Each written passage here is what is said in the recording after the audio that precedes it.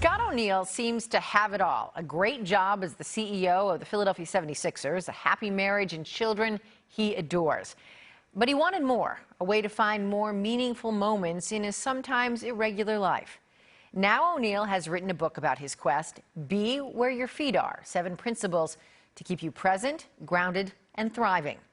NBC Sports Philadelphia's Danny Palmels recently talked to O'Neil about the book and the 76ers. Scott, thanks for joining us, and congratulations on the book. Thank you. Be Where Your Feet Are is out. I'm healthy. I'm happy. The playoffs are in full bloom, so life is pretty good. Good to see you again, Danny. So that's my first question. Are you where your feet are, Scott? And how can people live out that approach that you're trumpeting? Yes. Well, yes, I am truly where my feet are right now. I am 100% connected with you. I'm focused and I am present. But it's hard sometimes, right? We have stress at work. We have chaos at home if you have teenagers like I do. The world is swirling around us. Things happen. Life gets messy sometimes. But our kind of commitment to ourselves and how we can live a better and more present, thriving life is to make sure that we are present wherever we are, whether that's work or home. I remember one day coming home. I was deep in the process era, 10-win season. I was all grouchy and angry, and I came home. And my wife, Lisa, looked at me and said, like, what's going on here? And I said, what do you mean? I said, did you not see the game? She said, yeah, no, I saw the game. Well, this isn't going to work. Like, how many games you going to lose this year? 50? And I said, 50? No, more than 50. And she said, more than 50? So you're going to come home, what, 60, 70 nights a year like this? And I said, well, yeah, no, yes, no. You know, I knew I had to change. And I had a dear friend of mine tell me, hey, Scott, you got to get one of these trees I have in the back of my house. It's called a worry tree. And I said, a worry tree? What's that? He said, well, I come home, I've got so much stress in my job. I just put my hand on a tree and all my worries go in the tree. And I said, well, I don't have one of those trees. So I need to do something else. And so for me, it's my car ride home. It's my howl at the moon. It's when I sing, I dance, I shout, I call friends. So when I walk in the house, I am a dad and I'm a husband. And you don't have to be a sports executive to have that feeling. We all have stress. We all have pressure. And we all have to walk in the house and put our phones down. And we have to put them in a drawer if we have to. And we have to turn the TV off. And we have to have meaningful conversations. We're here coming out of COVID. And one thing we need more than anything else is connection. We need to be aware. We need to take care of each other. And that's what a lot of this book's about. Nothing like turning to our wives for accountability when we need it. Well, why do you think right now, Scott, was the right time to publish this book? Well, I think COVID, and there was a lot of tragedy and travesty that happened with COVID. Unfortunately, people lost their lives. They were sick. Businesses were dismantled and devastated. But there's also a lot of good that came out of COVID. We found the family dinner again.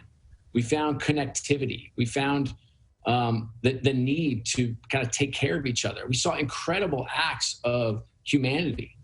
And I think right now, more than anything else, is we need each other. And we need to be reminded that there's a lot of goodness in the world. And for us, for me, for you, for anyone watching or listening, I want you to pay attention more. I want you to watch your Zooms and see who doesn't have their video on.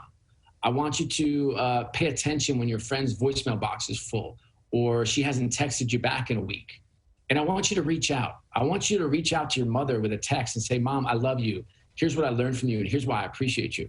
I want you to do that to your friends and your neighbors. I think we need more connectivity. We need each other. There's a lot of suffering. There's a lot of struggling. We've got a lot of mental health issues happening right now.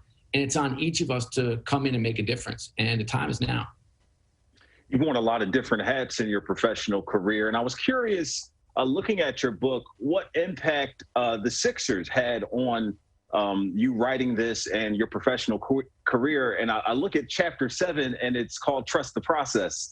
So speak to why that chapter is called Trust the Process and the impact that the Sixers and the organization has had on who you are now. Yeah, I believe it was Andy Warhol that said we'll each have our 15 minutes of fame. I think today it's more like 15 seconds of fame. And what Trust the Process, if it taught us nothing else, it taught us that we need to have a vision for a better future. And that's just not for a basketball team, that's for life. we're so focused on that tree that's smack dab in front of us, we're not seeing the forest. We need to pull the lens back. We need to take a breath. We need to figure out what we want to accomplish in a year, in 3 years, in 5 years, and then put a plan together as to how we're going to do it, and then commit the time each day so that when we wake up a year from now or 3 years from now, we've actually done it and accomplished something special. Restrictions are lifting. Social distancing measures are going by the wayside. Masks are coming off. And with that, in South Philly, the arena was packed to capacity here for a Sixers game for the first time in quite some time.